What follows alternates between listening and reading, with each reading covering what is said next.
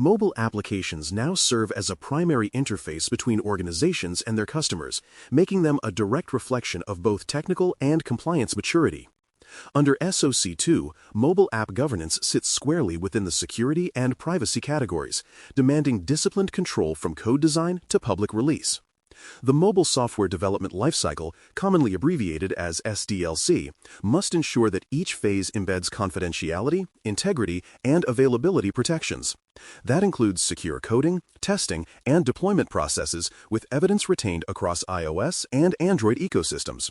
The goal is to prove not only that the app functions safely, but that its build and release process is structured, documented, and auditable in alignment with CC8 change management and CC9 incident communication criteria. Integrating security into the mobile SDLC begins with embedding checkpoints throughout development rather than relying on a final scan before release. Security tasks should appear as mandatory stages in sprint planning and CI/CD pipelines, including static application security testing, SAST, for every code commit.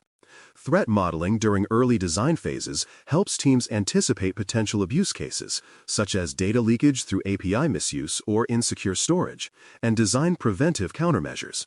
Formal security reviews before each release confirm adherence to the organization's baseline standards. All these activities generate evidence, SAST reports, threat models, and review approvals. Retaining these artifacts per release cycle ensures traceability and supports SOC 2's requirement for demonstrating operating effectiveness of change controls.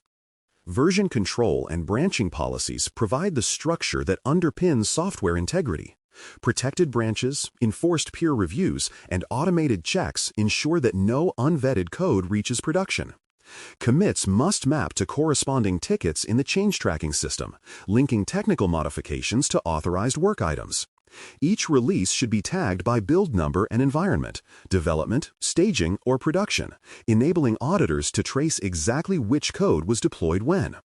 Exported commit logs and pull request approvals form part of the audit trail.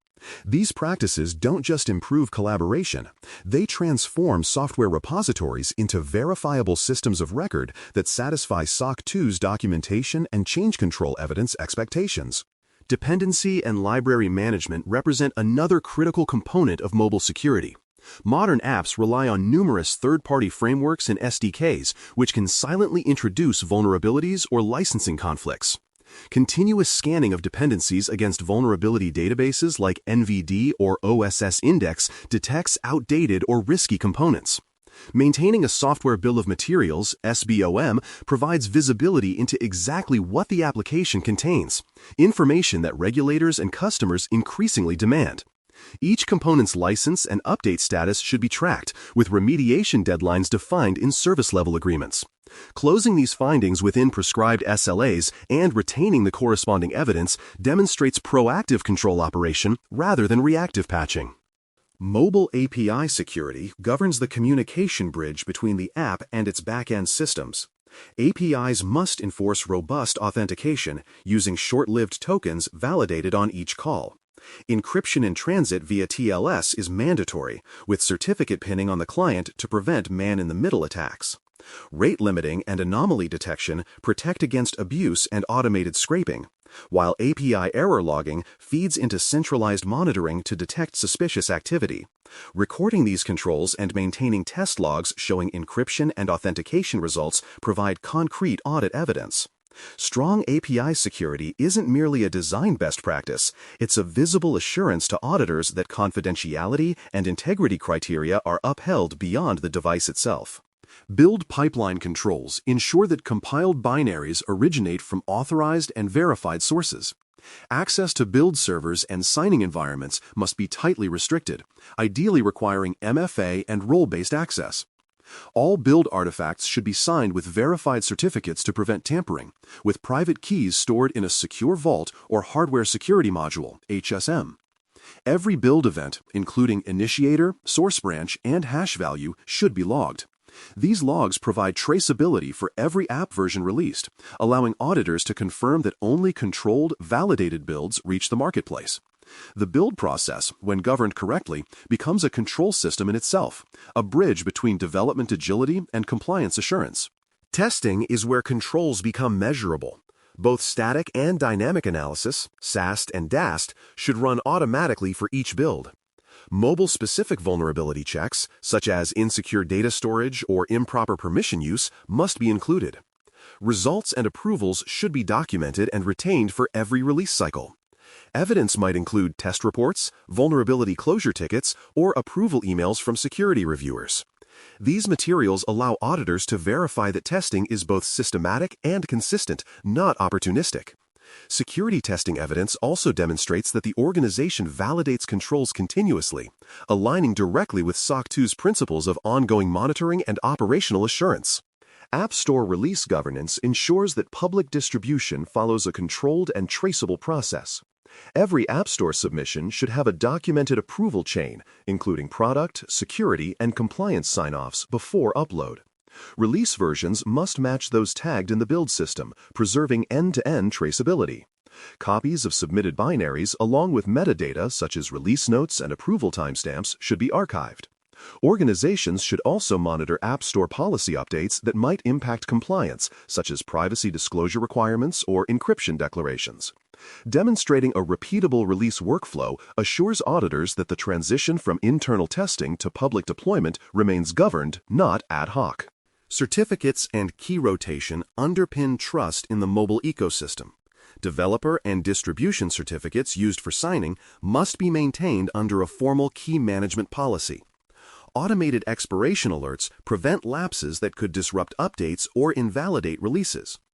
Key rotation events should be documented and approved by designated authorities, with supporting evidence retained in change management records. Restricting signing authority to verified owners minimizes insider risk and ensures that only authorized builds reach customers.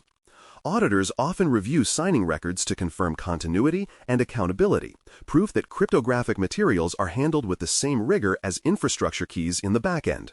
Secure storage and data handling practices address the privacy obligations that make mobile development particularly sensitive. Data at rest on the device must be encrypted using platform-approved APIs, and data in transit must always use secure channels. Applications should avoid caching sensitive data or storing credentials in plain text. Permissions requested at install or runtime must be limited to those strictly required for functionality. Routine sampling of live builds, coupled with privacy configuration verification, ensures adherence to policies. These controls align directly with SOC 2 privacy principles by demonstrating that personal or confidential data collected through the app is protected through every lifecycle phase. Finally, crash and telemetry monitoring bridges operational health with security visibility. Mobile apps inevitably generate crash reports, but these must be collected securely and free from personally identifiable information, PII. Analyzing crash data can uncover security-related defects, such as memory management issues or unhandled exceptions that leak information. Each identified issue should trigger a defect or security ticket, with remediation timelines tracked and documented. Logs showing analysis dates, responsible owners, and time to fix provide tangible operational evidence. By treating crash management as part of control monitoring, organizations demonstrate that reliability and security oversight continue long after deployment. For more cyber-related content and books, please check out cyberauthor.me. Also, there are other prepcasts on cybersecurity and more at baremetalcyber.com. When a security or privacy issue affects a mobile application, incident response must be immediate and coordinated. The organization should maintain a documented process for revoking compromised app versions from app stores or enterprise deployments. Communication plans must specify how users will be notified, how updates will be distributed, and how regulators or partners will be informed if applicable. Root cause analysis, RCA, should document the technical failure, such as an exposed API key or unpatched library, along with corrective actions and evidence of completion. Integrating these steps into the standard CC9 incident workflow ensures that mobile incidents are treated with the same rigor as infrastructure breaches. This closed-loop process demonstrates to auditors that mobile risks are actively managed and remediated under structured governance. Privacy and consent controls form the foundation of responsible mobile data handling. Every app must present clear, regionally appropriate notices outlining what data is collected and how it is used. Consent prompts should adapt dynamically based on the user's jurisdiction, GDPR, CCPA, or other privacy regimes. And consent must be recorded and stored securely. Users should also have an accessible interface for managing their preferences or withdrawing consent within the app itself. Compliance teams should regularly verify that data collection practices match published disclosures. Retaining consent logs as evidence allows auditors to verify compliance with privacy criteria and demonstrates operational integrity in user data management. Third-party software development kits, SDKs, can easily undermine even the strongest privacy program if left unchecked. Each embedded SDK, whether for analytics, advertising, or social login, must undergo a permissions review before integration. Teams should confirm what data each SDK collects, where it transmits it, and whether it complies with contractual and regulatory expectations. Vendors supplying SDKs should provide SOC 2, ISO 27001, or equivalent attestations. Continuous inventory and monitoring are vital. SDKs often update silently, changing data handling behaviors. Tracking versions and reviewing changelogs ensures that new risks are detected before they impact users. Oversight of SDKs proves that third-party components are held to the same accountability standards as first-party code. Penetration testing and hardening validate that mobile apps resist real-world attack techniques. Independent testers should perform at least one full-scope mobile penetration test annually, covering both iOS and Android versions. Findings must be triaged, assigned to owners, and remediated within defined timeframes. Closing these vulnerabilities and recording evidence of verification are central to SOC2's operational effectiveness. Hardening steps such as disabling debugging interfaces, enforcing certificate pinning, and implementing jailbreak or root detection further strengthen security. Alignment with the OWASP Mobile Application Security Verification Standard, MASVS, provides a structured framework for testing maturity, while pen test reports and closure records form key artifacts for auditors. Distribution controls ensure that mobile applications reach only authorized users under managed conditions. For internal or beta testing, distribution should be restricted via mobile device management, MDM, or limited test environments like TestFlight or closed Google Play tracks. Access must be revoked immediately when employees or contractors leave the organization. Each distribution event, upload, invitation, or removal should be logged to maintain traceability. These records confirm that mobile releases are not shared beyond approved audiences, supporting both confidentiality and change management requirements. Controlled distribution aligns the mobile deployment process with enterprise-grade governance rather than casual sharing. Achieving parity between iOS and Android environments demonstrates maturity in mobile governance. While each platform has unique technical characteristics, the control objectives, secure coding, privacy enforcement, testing rigor, must remain identical. Release governance should apply consistent approval chains, documentation templates, and metrics regardless of platform. Evidence repositories should centralize artifacts from both ecosystems under shared taxonomies for easier audit review. Consistency not only streamlines compliance, but also strengthens user trust by ensuring that privacy and security standards remain uniform across all devices and operating systems. In the eyes of auditors, parity is proof of disciplined, repeatable control execution. Metrics and Key Risk Indicators, KRIs, give leadership visibility into mobile program performance. Tracking the vulnerability closure rate per release quantifies how quickly teams remediate security issues. Monitoring App Store rejections related to policy or compliance violations identifies procedural weaknesses before they become reputational damage. Crash frequency trends highlight stability risks, while mean time to update after critical findings reflects operational responsiveness. Together, these metrics serve as both audit evidence and management insight, showing that mobile security is not a reactive exercise, but a continuously measured and improved process aligned with SOC 2's monitoring principles. Evidence expectations for mobile audits are diverse but concrete. Build logs demonstrate that artifacts were compiled securely. Signing records verify authenticity, and App Store approval documentation confirms authorized release. SAST and DAST reports, along with penetration test summaries, provide direct proof of control testing. Privacy notices, consent records, and incident tickets complete the picture by linking operational actions to governance obligations. Each piece of evidence should map to a specific SOC 2 criterion, allowing auditors to trace control operation from code to customer. Organized evidence collection turns the complexity of mobile releases into a defensible compliance narrative. Common pitfalls frequently emerge in mobile governance programs. Teams often overlook data flows from third-party SDKs, leaving privacy gaps unaddressed.